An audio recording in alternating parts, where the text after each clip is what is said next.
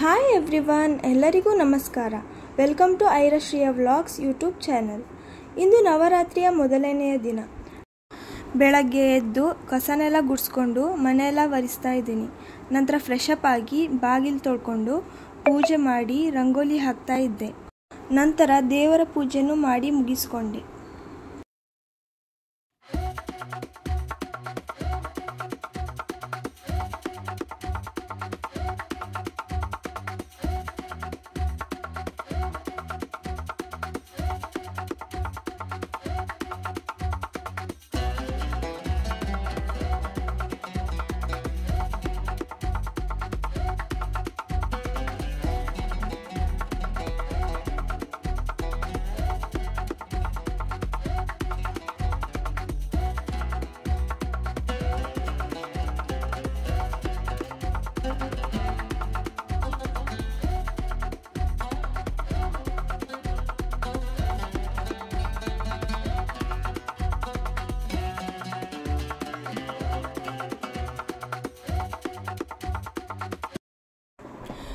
ಇನ್ನು ನೈವೇದ್ಯಕ್ಕೆ ಅಂತ ಶೀರನ ಮಾಡ್ಕೊಂಡಿದ್ದೆ.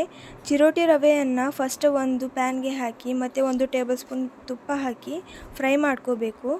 ಫ್ರೈ ಆದ ನಂತರ ಅದನ್ನು ಬೇರೆ ಸಪ್ರೇಟ್ ತೆಗೆದಿಟ್ಕೊಳ್ಬೇಕು. ನಂತರ ಅದೇ ಪ್ಯಾನ್ಗೆ ನೀರು ಮತ್ತು ನಮಗೆ ಎಷ್ಟು ಸ್ವೀಟ್ ಬೇಕೋ ಅಷ್ಟು ಸಕ್ಕರೆ ಹಾಕ್ಕೊಳ್ಬೇಕು. ಸಕ್ಕರೆ ಎಲ್ಲ ಕರಗಿ ನೀರು ಕುದಿಯೋ ಹೊತ್ತಿಗೆ ಫ್ರೈ ಮಾಡಿ ಇಟ್ಟುಕೊಂಡ ರವೆ ಹಾಕಿ ಕುದಿಸ್ಕೊಳ್ಬೇಕು.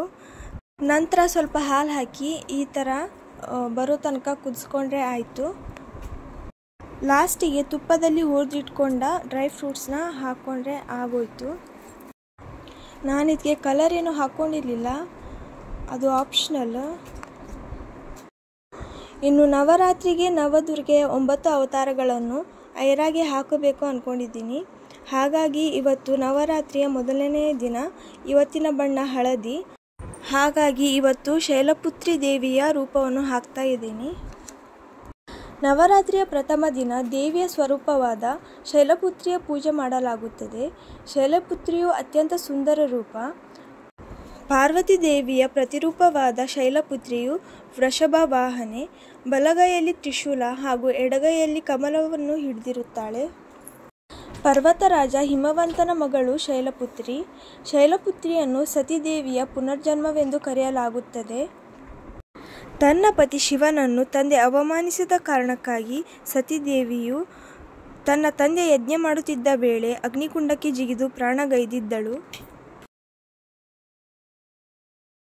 ನಿಮಗೆ ನಮ್ಮ ವಿಡಿಯೋ ಇಷ್ಟ ಆಗಿದ್ದರೆ ಪ್ಲೀಸ್ ಲೈಕ್, ಶೇರ್, ಕಮೆಂಟ್ ಹಾಗೂ ಸಬ್ಸ್ಕ್ರೈಬ್ ಮಾಡಿ. Thank you all.